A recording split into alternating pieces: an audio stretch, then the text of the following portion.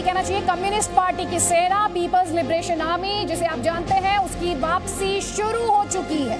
प्रधानमंत्री मोदी के पराक्रम ने साबित कर दिया कि हटता है चीन, हटाने वाला चाहिए। तालठुक के स्पेशल एडिशन में नेशनल सिक्योरिटी पर क्योंकि बहस नहीं हो सकती, लेकिन इसके तमाम पहलुओं पर चर्चा के लिए कई खास मेहमान हमारे साथ। इस वक्त जो तस्वीर आप देख रहे हैं, ये आज की सबसे बड़ी तस्वीर है और ये तस्वीर लद्दाख के कुशोक बाकुला रिपोचे एयरपोर्ट की तस्वीर है। ये एयरपोर्ट चीन के खिलाफ भारत की रणनीति को और मजबूत बनाता है। आज हम आपको इस एयरपोर्ट की तस्वीर इसलिए दिखा रहे हैं क्योंकि रिपोचे एयरपोर्ट में 460 करोड़ रुपयों की लागत से एक और टर्मिनल बनाया जा रहा है और ये खबर इस लिहाज से भी अहम है क्योंकि ये सामरिक तौर पर भारतीय सेना की शक्ति को और बढ़ाएगा। 460 करोड़ रुपयों की लागत आएगी। इस वक्त जो तस्वीर है पुरानी तस्वीर है, लेकिन भारत की तैयारी क्या है आप जानते हैं। जी न्यूज़ लगातार आपको भारत की तैयारी के बारे में बता रहा है और बाकायदा हम एक्सपर्ट्स की जो ओपिनियन है वो भी आपको दिखा रहे हैं। तो हम आज आपसे ये बता रहे हैं कि चीन हटता है, हटाने वाला चाहिए। क्यों हम ऐसा कह रहे हैं? दरअसल लद्दाख की गलवान घाटी में मौजूद पेट्रोलिंग पॉइंट 14 से चीन की सेना पीएलए के सैनिकों का पीछे हटने का सिलसिला लगातार जारी। भारत सरकार कह रही है कि अभी कुछ नहीं कहेंगे, पहले वेरिफिकेशन करेंगे, उसके बाद कॉन्फर्मेशन देंगे। जी हां, जांच करने के बाद ही चीन की सेना के पीएलए के पीछे हटने को पुख्ता माना जाएगा। और साथ ही हम आपको यहां पर यह भी याद दिला दें, प्रधानमंत्री नरेंद्र मोदी 3 जुलाई को लद्दाख दौरे पर गए और उसके बाद प्रधानमंत्री ने लद्दाख में जो कुछ उस दिन तस्वीरें आई वो हमने आपको दिखाई कि कैसे प्रधानमंत्री ने लद्दाख में चीन को ललकारा था बिना नाम लिए। उन्होंने कहा था विस्तारवाद खत्म हो चुका है, विस्तारवाद के दिन खत्म हो चुके हैं और साफ तौर पर उनकी तरफ से कहा गया था कि अब जमाना विकासवाद का है। जी हाँ, विस्तारवाद वर्सेस विकासवाद। प्रधानमंत्री की वो स्पीच आपको याद होगी। क्या प्रधानमंत्री ने कहा था, एक बार फिर से सुनिए। विस्तारवाद का युग समाप्त हो चुका है। विस्तारवाद ने ही मानवता। तो आपको बता दें, तालठोक के जनता का सवाल, आज हमारा पहला सवाल यही है, प्रधानमंत्री मोदी के विकासवाद से हार गया चीन का विस्तारवाद। जी हां, तालठोक के जनता का यही सवाल। कई खास मेहमान हमारे साथ, आपको जल्दी से बता देती हूँ। राज्यसभा सांसद राकेश सिन्हा इस वक्त हमारे साथ, लेफ्टिनेंट जनरल सैयद अता हसनैन, डिफेंस एक्सपर्ट, जाना माना नाम, और साथ ही लेफ्टिनेंट जनरल रामेश्वर यादव भी आपको अपनी स्क्रीन पर दिखाई दे रहे हैं। आप सभी का बहुत बहुत स्वागत है। पहला सवाल राकेश सिन्हा जी आप ही से, प्रधानमंत्री विस्तारवाद वर्सेस विकासवाद की बात कर रहे थे। आज जब गलवान से पीएलए के जवानों के पीछे हटने का सिलसिला शुरू हो चुका है, कहे विकासवाद का ही जमाना है। देखिए, एक बात मैं बता दूं कि नरेंद्र मोदी जी ने चीन को चुनौती 2014 में ही दे दी थी और वह चुनौती किस रूप में दी? कोल्ड वॉर के बाद, यानी शीत युद्ध के बाद जिस प्रकार से चीन एक तरह से अवाध गति से बढ़ रहा था, जब पश्चिम के देश भी चीन को चुनौती नहीं दे रहे थे या नहीं समझ पा रहे थे, तब मोदी जी ने जापान में कहा था कि विस्तारवाद का और साम्राज्यवाद का युग समाप्त हो चुका है। जो उन्होंने 3 जुलाई को कहा वह उन्होंने जापान में भी कहा था और तब भी चीन ने एक प्रेस वक्तव्य जारी करके इस पर आपत्ति व्यक्त की थी। तो मैं इतना बता दूं कि नेतृत्व की बहुत भूमिका होती है किसी भी सभ्यता में, किसी राष्ट्र में, किसी वार में लीडरशिप की बहुत भूमिका होती है।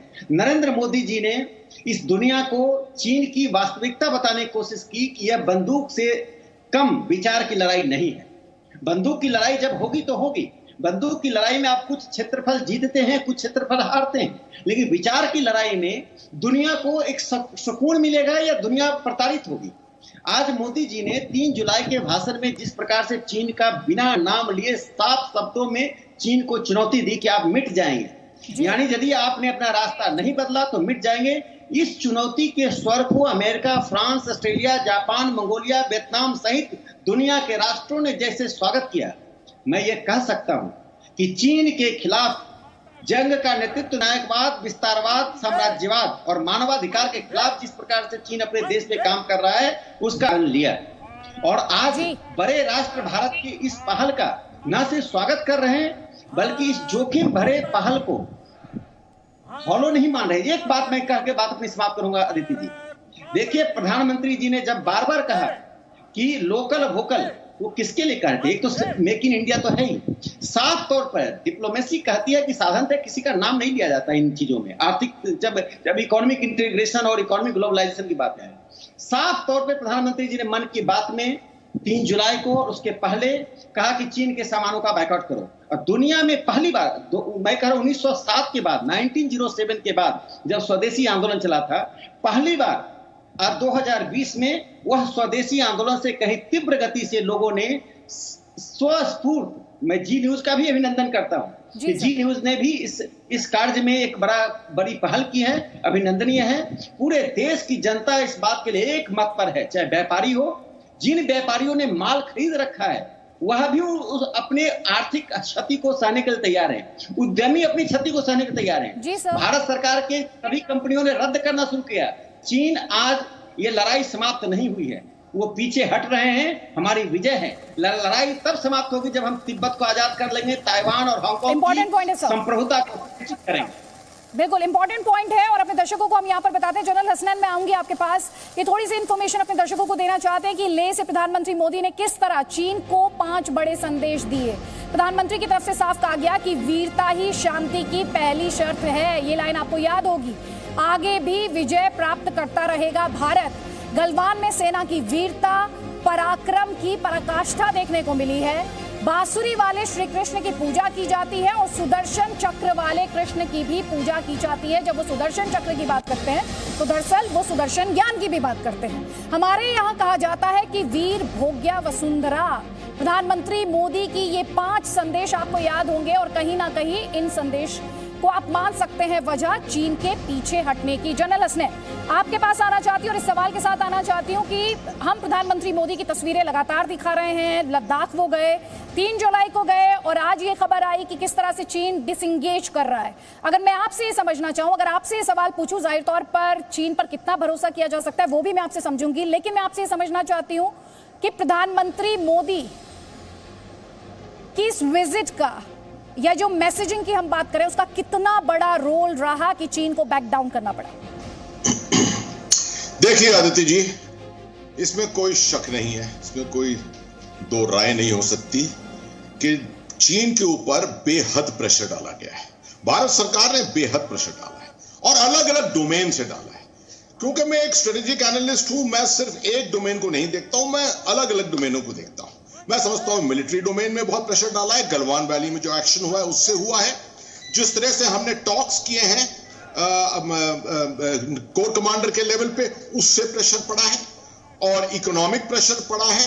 मगर अगर देखा जाए तो सबसे ज्यादा प्रेशर इस तरह की स्थिति में पड़ता है पॉलिटिकल विल से, और वो पॉलिटिकल विल आसानी से इस तरह की स्थिति में आसानी से डेमोंस्ट्रेट नहीं होती। आपको रोक रही हूँ सर, सॉरी आपको इंटरप्ट कर रही हूँ। ये डोनाल्ड ट्रंप, अमेरिका के राष्ट्रपति, उनका ट्वीट हम दिखा रहे हैं। China has caused great damage to the United States and the rest of the world.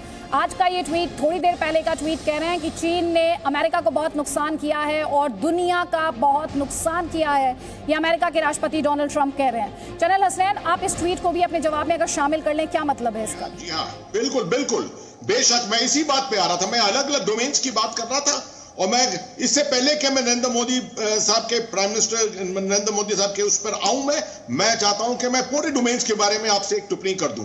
ये जो ट्वीट आई है ये साबित करती है कि जो भारत ने कोशिश की थी और भारत ने शुरुआत की थी दुनिया को साथ लाने की और चीन को अलग करने की, चीन के ऊपर एक हावी होने की, चीन के ऊपर एक प्रेशर बनाने की। अगर आप देखें, अमेरिका, वेस्टर्न यूरोप, ऑस्ट्रेलिया, ज्यादातर आसियान के देश, वियतनाम, कोरिया, ये सब देश जो हैं ये एक तरीके से एक तरफ खड़े हैं और चीन अलग, पाकिस्तान उनके साथ जुड़ा हुआ।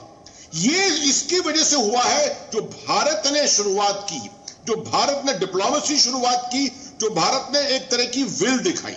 और अब मैं आता हूं उस पर कि जो मैं कह रहा था कि पॉलिटिकल विल से ये सब जो है एक्शन ये सीमेंट होते हैं एक साथ जाकर। तो मैं समझता हूं कि 3 जुलाई की जो विजिट थी प्रधानमंत्री जी की ले, वो डेमोन्स्ट्रेट कर गई एक पॉलिटिकल विल और वो डेमोन्स्ट्रेट कर गई एक तरह का मैसेज, एक स्ट्रेटेजिक मैसेज कि भारत पीछे नहीं हटेगा और भारत जो है अपनी जमीन को, अपने किसी और की जमीन के ऊपर वो उसकी निगाह नहीं है, मगर अपनी जमीन को वो बेशक अग्रीमेंट के तौर पे बेशक उसको डिफेंड करेगा। मेरे ख्याल में ये सबसे ज्यादा मैसेज था प्रधानमंत्री की विजिट का। ठीक, लेफ्टिनेंट जनरल रामेश्वर यादव, जल्दी से आपका भी कमेंट इसी पर। हाँ, इसी बात को आगे बढ़ाते हुए मैं ये कहना चाहता हूँ कि प्रधानमंत्री जी की जो विजिट है उससे 3 चीजें हुई हैं। सबसे पहले जो है, उन्होंने जो लेवल है अभी तक मिलिट्री और डिप्लोमेटिक लेवल के ऊपर हमारी बातचीत चल रही थी, और उनके आने से इसको उन्होंने पॉलिटिकल लेवल के ऊपर, यानी कि हाईएस्ट लेवल जो नेशन का होता है उस तक इन्होंने बढ़ा दी है। Now after this the ball is in Chinese court, पहली चीज। दूसरी चीज, उन्होंने पूरे विश्व को एक बात बड़ी क्लियर कर दी, और खासतौर पर चाइना को, कि हमारे अंदर पॉलिटिकल रिजॉल्व है to stand up to China, एक बात। और दूसरा, उसके बाद भारत जो है के हिसाब से कुछ ना कुछ करता रहता है, उसके अगेंस्ट हम खड़े हो सकते हैं।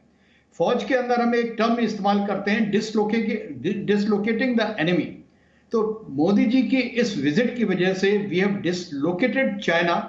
जो स्कीम इनके हाईएस्ट लेवल से शुरू हुई थी और फौज लाके हमको इन्होंने थ्रेटन किया था, उनकी पूरी स्कीम जो है वो उल्टी पड़ गई। और ये जो उल्टा पड़ा, इनका जो स्कीम जो खराब हुई, वो जून 15 और 16 की रात में जो एक एपिसोड जो हुआ है पेट्रोल पॉइंट 14 के ऊपर, उससे चीन को इस बात का आइडिया आ गया कि इंडिया की लीडरशिप एट मिलिट्री लेवल, जवानों का हौसला और जवानों की लड़ाई करने की जो क्षमता है वो बहुत अच्छी है। और जो चीन ये समझता था कि हम जैसे 1962 के अंदर हमने इंडिया के ऊपर फतेह हासिल कर ली थी, हम शायद जी हाँ, चीन गलवान से पीछे हटा। चीन भरोसे के लायक है क्या? राकेश सिन्हा जी, पहले कमेंट आपका, उसके बाद जनरल हसनैन। देखिए, एक बात समझ लीजिए कि नरेंद्र मोदी जी ने पूरे अवसर को किस रूप में परिवर्तित कर दिया। बैटल ऑफ गन के साथ बैटल ऑफ आइडिया कर दिया, विचारों का युद्ध। और जब उन्होंने विचारों की एक परिधि तय कर दी, तभी आज अमेरिका वर्षों से हम पेकिंग में रिपब्लिक डे मनाते थे चीन में। पहली बार 26 जनवरी 1962 को चीन ने रिपब्लिक डे मनाने नहीं दिया और सरकार हाथ पर हाथ देकर बैठी रही। ये डिप्लोमेटिकली गलत था, यह अंतर्राष्ट्रीय मर्यादा के प्रतिकूल था, लेकिन नेहरू जी को चीन तब भी प्यारा लग रहा था। तब हमारे एम्बेसी ने अपने एम्बेसी के अंदर कमरे में बैठकर रिपब्लिक डे मनाया। वह जो आदत चीन को थी कि हम बार बार अपनी सेना को अंदर कर देंगे। कभी अरुणाचल के प्रदेश के भीतर 25 दिनों तक यूपीए सरकार के दौरान चीन की सेना रही। उस आदत से चीन लाचार था। भारत ने उसको दिखा दिया कि भेड़िया आया वाला हाल हो गया। भारत ने इस बार युद्ध की तैयारी कर दी। देखिए, मैं साफ तौर पे कहूंगा, जो भारत ने किया वो वॉर एफर्ट्स कहा जाता है। 600 करोड़ रुपीज मिलिट्री को इमरजेंसी, 500 करोड़ या 600 करोड़ इमरजेंसी फंड दिया गया। साथ साथ सेना को मूव कर दिया गया, सेना को सारी इमरजेंसी पावर दे दी गई। प्रधानमंत्री जाकर चीन को सीधे सीधे चुनौती देकर आए कि तुमसे हम विचारों में भी लड़ेंगे, बंदूक से भी लड़ेंगे। तो ये चीन की प्राथमिकता। लेकिन जो आपने बुनियादी सवाल उठाया, ये सवाल है कि चीन पर कितना भरोसा किया जा सकता है। जनरल हसनैन, मैंने आदित्य जी आप ही के प्रोग्राम पर 6 जून के बाद भी कहा था कि आप चीन के ऊपर विश्वास नहीं कर सकते। चीन के इतिहास में अगर आप देखें, उनके स्ट्रेटेजिक जो अप्रोच है लड़ाई की तरफ, कॉन्फ्लिक्ट की तरफ, उसमें एतबार तो आता ही नहीं, कहीं विश्वास कहीं आता ही नहीं बीच में। आप साउथ चाइना सी में देख लीजिए, जो उन्होंने कोशिश की करने की, और इंटरनेशनल कोर्ट ऑफ जस्टिस ने जो डिसीजन दिया उसको भी किसी तरह से इंप्लीमेंट नहीं किया। तो यहां पर विश्वास का तो सवाल ही नहीं आता। 6 जून के बाद 15-16 जून को हुआ, 22 जून को फिर हमारे कोर कमांडर साहब मिले, फिर उसके बाद 2 जून को मेरे ख्याल में 2 या 1 जून को फिर से मिले। तो ये तो यकीन हो रहा था कि चीन जो है धीरे धीरे प्ले फॉर टाइम कर रहा था, और वो उसकी एक स्ट्रैटेजी का एक हिस्सा था। मैं तो तब विश्वास करूंगा, कुछ हद तक तब विश्वास करूंगा, जब चीन की जो फौज है अभी LAC पर है, उनके तरफ मेरी निगाह नहीं है जी। वो जब जो पीछे डेप्थ में है, और मेरे ख्याल में जनरल यादव साहब भी मेरे साथ पूरी तरह से इसके बाद अग्री करेंगे कि जो डेप्थ में है, जो 70-80 किलोमीटर पीछे है, वो फर्क लाती है इसके अंदर। वो इस इलाके की फौजें नहीं है, उनको पीछे हटना है। ठीक, जब वो अगर हट जाएगी पीछे। जनरल सर, आपको यहाँ पर माफी के साथ रोक रही हूँ, अभी वापस आपको फ्लोर दूंगी मैं। हम अपने दर्शकों को दिखा रहे हैं कि कैसे प्रधानमंत्री मोदी के वो 5 कदम जिन्होंने चीन के कदमों को उखेड़ कर रख दिया, उखड़ गए जिससे चीन के कदम। प्रधानमंत्री मोदी की चीन के अतिक्रमण पर आक्रामक नीति रही है, वो एग्रेसिव रहे पहले दिन से ही, और चीन दरअसल खुद पीछे नहीं हटा है, चीन को भारत ने पीछे धकेला है, और इसीलिए हम बार बार एग्रेशन की बात कर रहे हैं, एग्रेसिव पोस्चरिंग की बात कर रहे हैं। साफ मैसेज दिया गया कि ये न्यू इंडिया है, ये बार बार नरम नहीं पड़ेगा। हमने दोस्ती के बहुत सारे मौके दे लिए, अब आप जब उन दोस्ती के मौकों का सम्मान नहीं कर सकते तो हिंदुस्तान अपने इंटरेस्ट को प्रोटेक्ट करेगा। मोदी के न्यू इंडिया से निपटना नामुमकिन है, ये मैसेज साफ तौर पर गया, और साथ ही संप्रभुता से किसी तरह का समझौता हिंदुस्तान बर्दाश्त नहीं करेगा, ये मैसेजिंग भी क्लियरली साफ था। इसके अलावा मजबूत सैनिक, आर्थिक और सामरिक कदम जो थे वो भी साफ तौर पर मैसेजिंग थे चीन के लिए कि इस बार हिंदुस्तान से पार पाना उसके लिए आसान नहीं है, 1962 का नहीं है, 2020 का भारत है। कुल मिलाकर हटता है चीन, हटाने वाला चाहिए, उसके विस्तारवादी एजेंडा को रोकने वाला कोई चाहिए। और इसी से जुड़ा हुआ ताल ठोक के जनता का अगला सवाल ये है कि गलवान से पीएलए की वापसी प्रधानमंत्री मोदी का ग्लोबल संदेश है क्या? ये जनता का सवाल है। जनरल हसनैन, बात पूरी कर ले सर। मैं बात इसकी कर रहा था कि देखिए, जब ट्रूप्स का डिप्लॉयमेंट इस तरह से होता है तो एक टैक्टिकल लेवल का होता है, एक ऑपरेशनल लेवल का, एक स्ट्रेटेजिक लेवल का। ये जो आप सामने देख रहे हैं गलवान में, या आप देख रहे हैं पेंगोंगसो में या हॉट स्प्रिंग में, ये सब टैक्टिकल लेवल का डिप्लॉयमेंट है। इनका आना जाना इससे इतना कोई फर्क नहीं पड़ता। असली जो है असलियत तब होगी जबकि ये जो पीछे इनके जो ऑपरेशनल और स्ट्रेटेजिक लेवल के जो ट्रूप्स पीछे हैं, हो जो इस इलाके के ट्रूप्स नहीं है, जिनको लाया गया है यहां पर रीइंफोर्स करने के लिए, जब वो हटेंगे तब हमारा विश्वास जो है तब कायम होगा, तब एतबार जो है कुछ हद तक कायम होगा। क्योंकि मैं इसके साथ नहीं जुड़ना चाहता कि आज चीन जो है पीछे हट रहा है और लड़ाई खत्म हो गई है, स्थिति बिल्कुल बन गई है हमारे पक्ष में। मैं तब जो है कन्विंस होऊंगा जब ये कोई परमानेंस आएगा और किसी हद तक, कुछ हद तक विश्वास जो है वो दोबारा कायम होगा। ठीक है, आप थोड़ा इंतजार करना चाहते हैं। लेफ्टिनेंट जनरल रामेश्वर यादव, आपको क्या लगता है, is this over? No, it is not over at all, it is initial symptoms. मैं आपको बड़ी इंटरेस्टिंग बात बताता हूँ। देखिए, 15 जून को जो वाकया हुआ है उससे चीन का पासा बिल्कुल उल्टा पड़ गया है। उनकी जो स्ट्रेटजी थी वो ये था कि हिंदुस्तान को इस तरह से डरा दिया जाए और ताकि वो बैकफुट पे आ जाए, लेकिन वो बात उल्टी होगी। नाउ अभी क्या हुआ है, अब चीन फॉर द फर्स्ट टाइम वो जो हम हरकत कर रहे हैं उसके लिए रिएक्ट कर रहा है। हमने मोबिलाइजेशन किया, चीन को भी हमने बाध्य किया कि वो अपनी फौज जो है और भी ज्यादा लद्दाख और तिब्बत के अंदर लेके आए। अभी चीन आया तो अपनी मर्जी से था, लेकिन आगे जिस प्रकार से फौज लड़ाई करती है और हमारी स्ट्रेटजी रहती है, जिसको हम बोलते हैं स्ट्रेटेजिक हाइड्रोलिक्स, स्ट्रेटेजिक हाइड्रोलिक्स में अभी चीन अपनी मर्जी से आया था, लेकिन वो जाएगा तभी वो हमारी मर्जी से जाएगा। रीजन बीइंग, जब तक हम अपना सुदृढ़ जो हमारा इस वक्त डिप्लॉयमेंट है वो कायम रखेंगे, तब तक चीन के अंदर चीन हमेशा घबराता रहेगा कि हिंदुस्तान कुछ ना कुछ उनके अगेंस्ट कर सकता है। और इस स्ट्रेटेजिक हाइड्रोलिक्स के अंदर एक और चीज है, इनिशियली जब इन्होंने ये बातचीत ये गलवान के अंदर ये इंट्रूजन शुरू किया था, उस वक्त उनके हिसाब से ये साइड शो था। मेन शो इनका साउथ चाइना सी में था, जहां पे इनकी इकोनॉमिक इंटरेस्ट है। लेकिन आज की तारीख के अंदर वहां पर अमेरिका अपने 3 युद्धपोत कैरियर फोर्सेस लेके आया हुआ है। वो एक इंडिकेशन है कि चाइना का जितना भी मर्चेंट शिपिंग है उसको वो ब्लॉक कर सकते हैं, और वो सबसे बड़ा उनके लिए घबराहट की बात है। तो इसलिए एक हाइड्रोलिक्स जो है स्ट्रेटेजिक लेवल पे पैदा हुई है, जिसमें चीन जो उसको लग रहा है कि अभी उनकी बात नहीं बन रही है, और साथ के साथ जैसे मोदी जी आए उन्होंने पॉलिटिकल लेवल के ऊपर उसको प्रोजेक्ट किया। इन सारी चीजों को देखने में नाउ चीन is on the back foot and now they are looking for a face saving mechanism so that they can go back. Strategic hydraulics, आज ये नई टर्म हमारे दर्शकों को समझने के लिए मिल गई है। बहुत संक्षेप में राकेश सिन्हा जी, क्लोजिंग कमेंट आपका साथ 30 सेकंड्स, और जनरल हसनैन 30 सेकंड्स आपको उसके बाद। राकेश सिन्हा, छोटी सी बात कहूंगा। 1950 से लेकर लगभग 2000 के दशक तक, 2014 के पहले तक जो हमारी बुज़दिली थी या जो हमारी एक विश्व की राजनीति को नहीं समझने के कारण हमारा आर्मलेसनेस था, ये अटल जी का रेजिम छोड़ दिया जब पोखरण हुआ था, तो उसको पश्चिम ने सॉफ्ट स्टेट कह के एक हमें खुश करने की कोशिश की, हम सॉफ्ट स्टेट हैं, यानी आप पश्चिम का लाभ भूसा सहते रहिए, सॉफ्ट स्टेट बने रहिए। मोदी जी ने इस इल्यूजन में मोदी जी नहीं रहे, उन्होंने भारत को एक हार्ड स्टेट के रूप में, एक प्रैग्मेटिक स्टेट के रूप में तैयार किया। आज देखिए, एक छोटी सी बात करके मैं बात करता हूं, नेहरू जी एक बड़े पॉपुलर लीडर थे, लेकिन जब युद्ध हुआ तो यूगोस्लाविया ने उनका साथ नहीं दिया। नेहरू, नासार, टीटो तीनों ने मिलकर नॉन अलाइनमेंट शुरू किया और जो उनके सबसे अच्छे मित्र थे उन्होंने हाथ उठा लिया। आज मोदी जी ने जब कदम बढ़ाया तो आज दुनिया के बड़े राष्ट्र, आज नरेंद्र मोदी, पुतिन, जॉनसन या ट्रंप या मॉरिसन या मैक्रोन, इन नेताओं की श्रेणी में है और भारत का सम्मान बढ़ा है। ठीक, general Hasnain, India leadership role में नजर आ रहा है इसमें।